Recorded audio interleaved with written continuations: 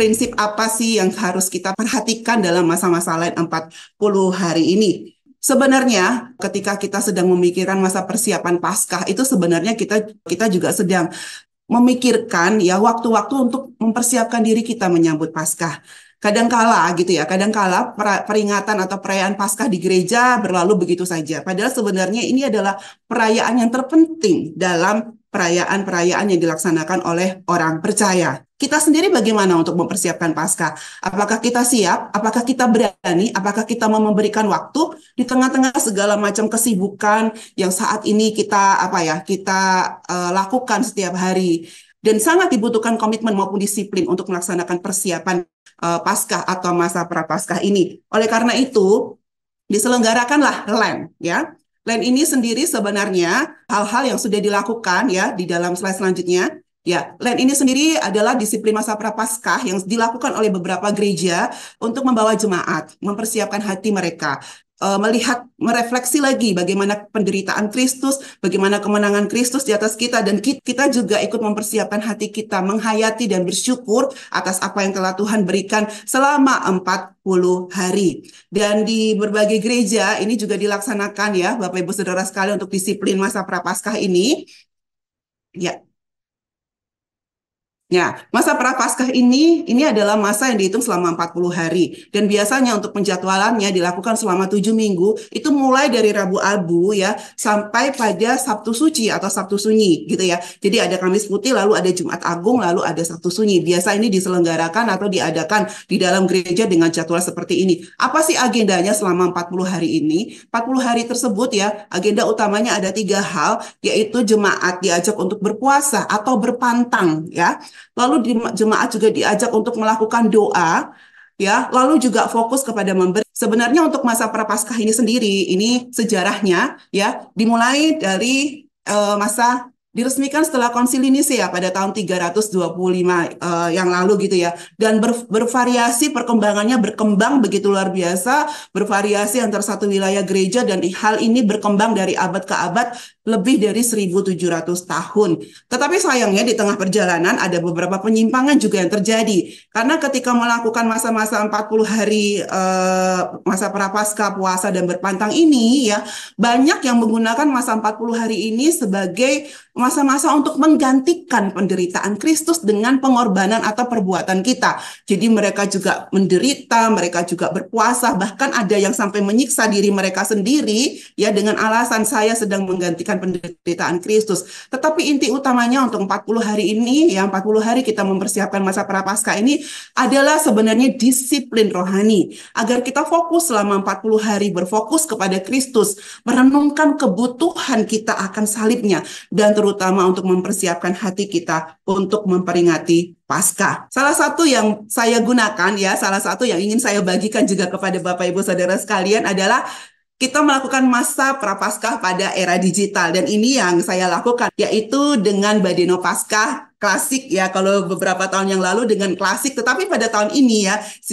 kita juga sudah bisa menikmati Badeno Paskah klasik dan juga AI, dan hal inilah yang akan kami bagikan. Pertanyaan yang sangat penting, mengapa Badeno Paskah? Ya, kenapa kita bisa menggunakan Badeno Paskah ini sebagai semangat, sebagai bentuk disiplin rohani kita juga untuk mempersiapkan hati, mempersiapkan masa-masa Prapaskah ini? Karena ya kita ikut turut dalam disiplin persiapan Paskah selama berabad-abad yang juga sudah dilakukan oleh bapak-bapak gereja.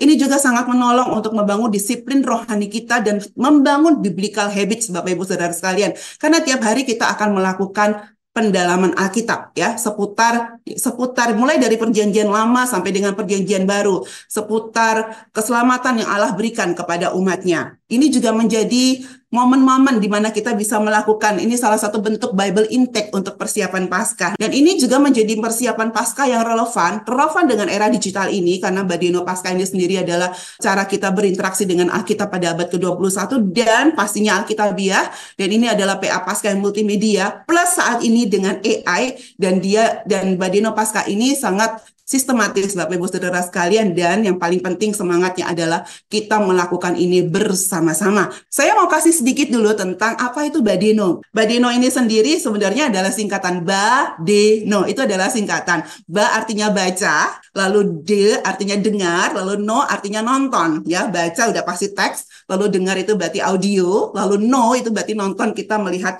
secara visual, dan kita bisa melihat Badeno ini di situs badeno.sabda.org. Badeno Alkitab bersama. Badeno ini sendiri kami bangun dengan semangat bahwa pada era digital ini ya, pada era multimedia ini diperlukan interaksi dengan Alkitab ala abad ke-21.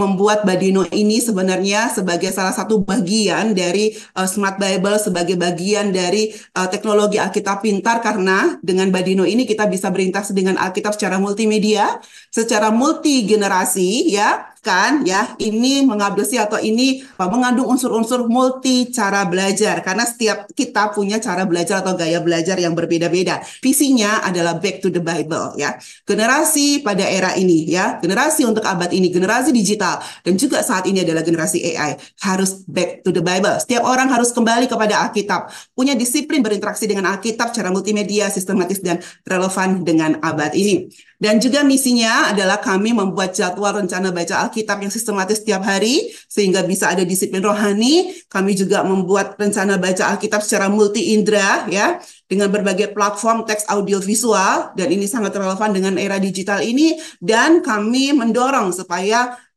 Badeno ini dilakukan bersama-sama supaya kita bisa lebih banyak lagi membagikan firman Tuhan dalam berbagai platform dan komunitas bersama yang sangat-sangat dimungkinkan pada era digital ini.